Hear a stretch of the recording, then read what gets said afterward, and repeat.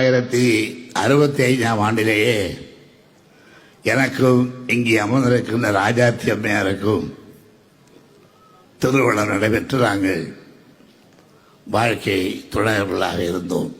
ஆனால் இது ஊருக்கெல்லாம் தெரியும், என்னுடைய வீட்டுக்கு மாத்திரம் தெரியாது.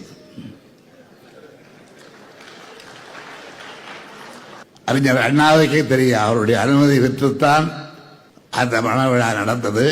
அண்ணா அவருடைய வாழ்த்து உள்ளதான். என்னுடைய வீட்டுக்கு தெரியாது, என்னுடைய மனைவிக்கு தயாளமையாருக்கு தெரியாது.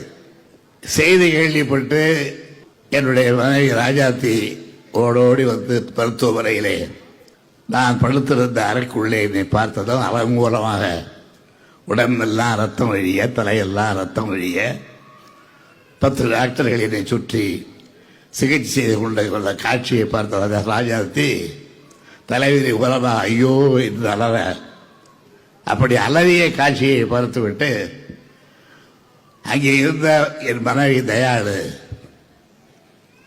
பக்கத்தில் இருந்த மனோரமாவை கற்றுகிறார், யார் அது இப்படி இருந்து அலறுகிறார்களே என்று. அப்பொழுது அவர்கள் காட்டி கொடுத்திருக்கிறார்கள் என்னை.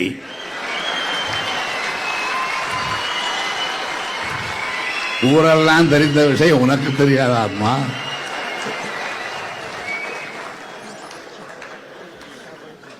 இவர்தான் ராஜாத்தி அம்மா என்று போட்டு உடைத்து விட்டார்கள். அது எந்த உணர்வோடு சொல்லப்பட்டது எனக்கு தெரியாது. நாங்கள் பகிரங்கமாக இதை தெரிவித்துவிட்டு இன்றளவும் குடும்பம் நடத்தி நாங்களும் ஒரு கனிமொழியை பெற்று உங்களுடைய வாழ்த்துக்களுக்குரிய பெண்ணாக அதையும் வளர்த்திருக்கிறோம். ஆக மனோரமா குடும்பத்தால் எனக்கு ஏற்பட்ட நன்மை இது. மனோரமாவும் அவருடைய தலையாரை என்ன நினைத்துக்கொண்டு சொன்னார்களோ எனக்கு தெரியாது.